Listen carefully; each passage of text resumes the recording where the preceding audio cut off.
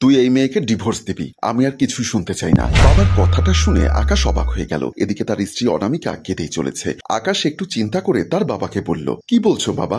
আমি ওকে কেন ডিভোর্স দিতে যাব? আমাদের বিয়ের মাত্র 1 মাস হয়েছে, এর মধ্যে এমন কি হয়ে গেল? আর তাছাড়া তুমি নিজে পছন্দ করে ওকে আমার সাথে বিয়ে দিয়েছো, আমি তোমার পছন্দ মেনে নিয়ে ওকে বিয়ে করেছি। এখন ওর অপরাধটা কি সেটা তো আমাকে বলবে। আশরাফ সাহেব হুঙ্কার দিয়ে বললেন, আমি কিচ্ছু শুনতে চাই না, এরকম বেয়াদব মেয়ে আমি ঘরে রাখবো না। তাছাড়া মেয়েটা অলক্ষী, এই মেয়ে ঘরে থাকলে বাসার কোনো আয় উন্নতি হবে না। তুই যদি ওর সাথেই সংসার করিস তাহলে কিন্তু এই বাড়িতে তোর কোনো জায়গা নেই, বলে দিলাম। এটা আমার বাড়ি, ভুলে যাস না। আমি জানতে পেরেছি ও একটা নষ্ট চরিত্রের মেয়ে, আর এখন কিভাবে কি হয়েছে কি জেনেছি সেটা তোকে কৈফিয়ত দিতে পারবো না। তুই যদি আমার কথা না শুনিস তাহলে আমার সব সম্পত্তি থেকে তুই বাদ পড়বি, সেটা মাথায় রাখিস। বাবাকে পেছন থেকে বারবার ডেকেও দাঁড় করাতে পারলো না। আকাশ কথাটা পরিষ্কার করে জানার জন্য বাবার পেছনে গেল, আর অনামিকা কাঁদতে কাঁদতে বসে গেল। অ্যারেঞ্জ ম্যারেজ হলেও এই 1 মাসে স্বামীকে খুব ভালোবেসে ফেলেছে সে, তাই এখন আকাশকে ছাড়া সে কিছুই বোঝে না। আকাশের সাথে ডিভোর্স হয়ে গেলে সে অন্য কোনো পুরুষের সাথে থাকতে পারবে না, এটা অসম্ভব। এদিকে বাবার পেছনে গিয়েই আকাশ বলল, বাবা আমি বুঝতে পারছি তোমার মাথা অনেক গরম, কিন্তু তবু জিজ্ঞাসা করছি, আমাকে তুমি ব্যাপারটা খুলে বলো, কি হয়েছে এমন যে তুমি ওকে ডিভোর্স দিতে বলছো?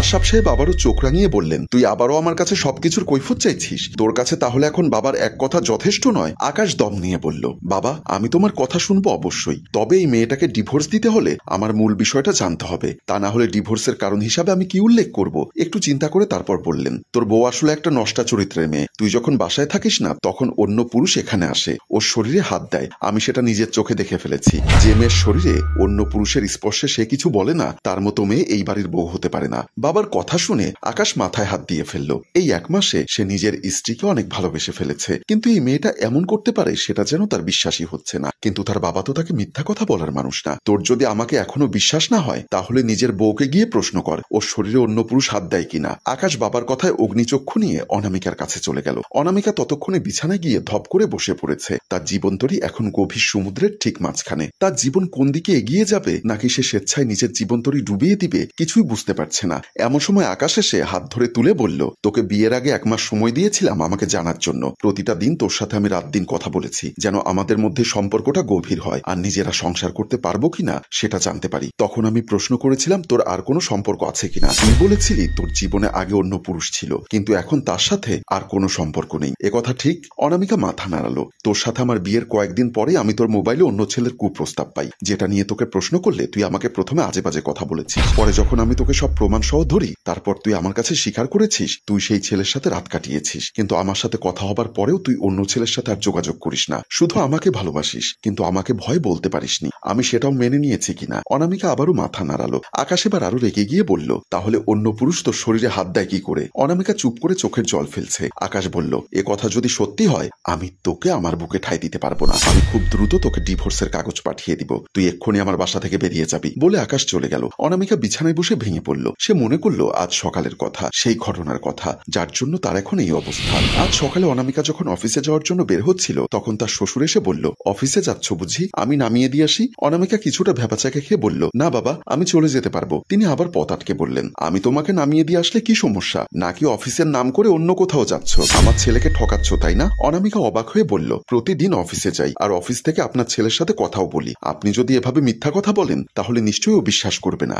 আশরাফ সাহেব আরো রেগে গিয়ে বললেন, তুমি তাহলে আমার কথা রাখবে না? কোন কথা রাখার কথা বলছেন বাবা? আমাকে অফিসে দিয়ে আসার কথা নাকি আপনার সাথে বিছানায় যাওয়ার কথা? এই দুটোর একটাও আমি রাখতে পারবো না। শুধুমাত্র বাবার স্থানে বসিয়েছি বলে সম্মান করছি, আর আপনার মান সম্মান যেন নষ্ট না হয় তাই আপনার ছেলেকে এখন পর্যন্ত কিছু বলতে পারি। কথাগুলো বলে অনামিকা বেরিয়ে গেল। আশরাফ সাহেব ভাবলেন, আজ তোর মুখের ডায়লগ বন্ধ করে দিব, দেখ কি করি। অনামিকা জানে তার শ্বশুর কেন তার সাথে এমন করছে। তাকে এত বড় অপবাদ দেওয়ার একমাত্র কারণ তার শ্বশুর চায় তার সাথে সময় কাটাতে, যেটা বাবা মেয়ে কিংবা শ্বশুর পুত্রবধূর মতো নয়, বরং হারাম সম্পর্কের প্রস্তাব নিয়ে আসে তার শ্বশুর। বিয়ের পর থেকে নানা রকম কাজ করার সময় তার শ্বশুরের চোখের নজর ভালো লাগতো না অনামিকার। ব্যাপারটা সেভাবে পাত্তা না দিলেও একবার আকাশ যখন অফিসের কাজে একদিনের জন্য ঢাকায় গেল, সেদিন রাতে অনামিকা ঘুমোতে যাবে এমন সময় তার সামনে একটা গহনার বক্স নিয়ে হাজির হলো তার শ্বশুর। কি ব্যাপার, আপনি এত রাতে আমার ঘরে কেন আসলেন? বাসায় আইমুনা আছে, ও খারাপ ভাববে।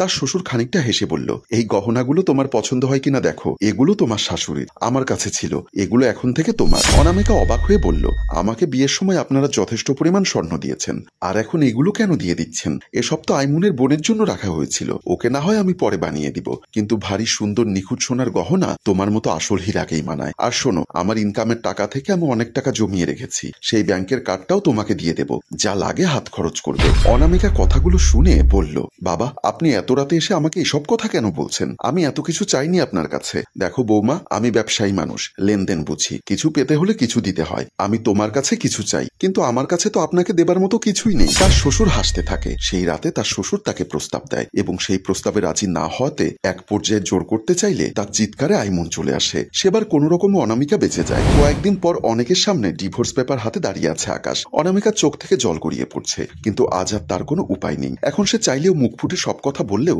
আকাশ বিশ্বাস করবে না। ডিভোর্স করে সাইন করে বাসা থেকে বিদায় হয়ে যাও, তোমার মতো মেয়ে আমার স্ত্রী হতে পারে না। আশরাফ সাহেব বললেন, আমাদের বংশের মান সম্মান নষ্ট করেছিস তুই, তোর মতো মেয়ে আমাদের পরিবারে দরকার নেই। কি দিতে পেরেছিস আমাদেরকে? তখনই আমি এসে বললাম, ঠিক বলেছো বাবা, আমি তোমাদেরকে কিছুই দিতে পারিনি, বিশেষ করে তোমাকে তো কিছু দিতেই পারিনি, তোমার কথাও রাখতে পারিনি। বুড়ো বয়সে শ্বশুর একটা আবদার করেছিল, সেটা রাখলেই বা কি হতো? এত স্বামী ভক্ত হওয়ার দরকার কি ছিল? তাই আজকে তোমার এই পরিণতি ভাবি। আকাশ বলল, তুই কোন আবদারের কথা বলছিস? কিসের কথা বলছিস? আমি তো কিছুই বুঝতে পারছি না। তুই যদি বুঝতে পারতি ভাইয়া, তাহলে এমন বউ ঘর থেকে বিদায় করার চিন্তা করতি না জীবনে। ভাবির মতো স্ত্রী পেতে ভাগ্য লাগে, আর তুই সেই ভাগ্য পায়ে ঠেলে দিচ্ছিস। আশরাফ সাহেব বলল, ঘরে যা, বড়দের বিষয়ে কথা বলার দরকার নেই। হ্যাঁ বাবা, তুমি আমাকে ঠিক এই কথাটাই বলেছিলে। বাবা, তুমি ভাবির সাথে এমন একটা জঘন্য কাজ করতে পারলে? তুমি কিভাবে ভাবিকে এই প্রস্তাব দিয়েছো? আর তাছাড়া তুমি ভাবিকে জোর করতে চেয়েছো? আমার তো বিশ্বাস হচ্ছে না তুমি আমার জন্মদাতা পিতা। আশরাফ সাহেব কিছু বলছেন না। আমি তোমাকে বলছি কথাগুলো বাবা, তুমি কেন আমার কথার উত্তর দিচ্ছ না? ভাবির মতো একটা মেয়েকে নিজের মেয়ের মতো না দেখে তুমি তার শরীরের উপর নজর দিয়েছো।